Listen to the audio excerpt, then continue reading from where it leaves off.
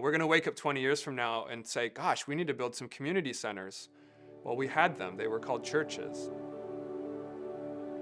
There's this shift in society of what role does the church play?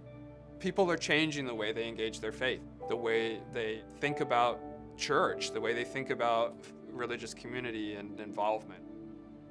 Madison is rated, we may be 10, we may be 11 on different studies of post-Christian cities in the United States. I think that means there's an environment of healthy skepticism around organized religion and the church itself.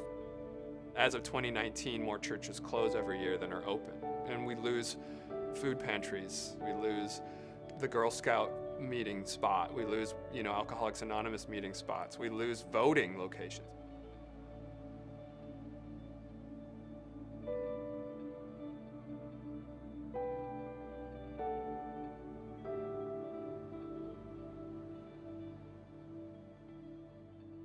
By 23, we rebranded to Eastmoreland Community Center with Common Grace being one of the residents.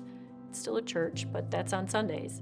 People walk in and say, especially with the ethical trade store, they're like, clearly this is not a church anymore.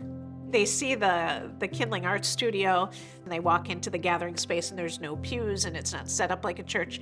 And people are like, what's happening here? And if saying church scares the community, let's make it a small c. It doesn't change who we are as a congregation, but it changes the outward focus that people see us from the community. We've tried to neutralize a lot of the church language.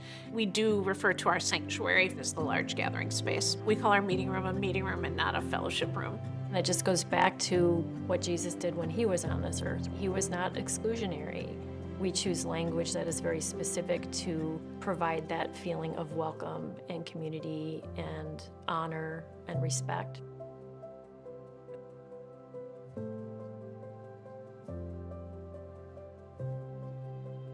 There's a host of systemic issues with this building, and we would be putting good money after bad, as they say, in order to fix it. And then it would still not be fully accessible. It's not set up for the needs that we have. It's got a flat roof, which you never ever want in Wisconsin with their snowfall. This building that has stood for 70 years will be taken down.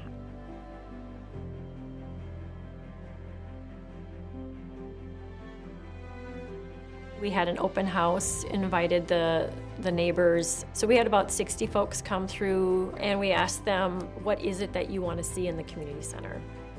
There's a housing shortage in Madison, and housing that isn't like truly market rate is almost non-existent. We really are interested in making some bigger apartments for families, since we're so close to a school and bike path and walking distance to grocery store and public transport. Perhaps a refugee family could settle there, or a first-year teacher, or somebody living independently in their home could move out of their home and have less burden, but still stay in their neighborhood. I think it's going to be very intergenerational. By year 5, the cash flow from that property should easily sustain one full-time person for the community center. By year 10, we may be able to pay for 2 people to fully run the community center and to be pastoral staff. It's not about us.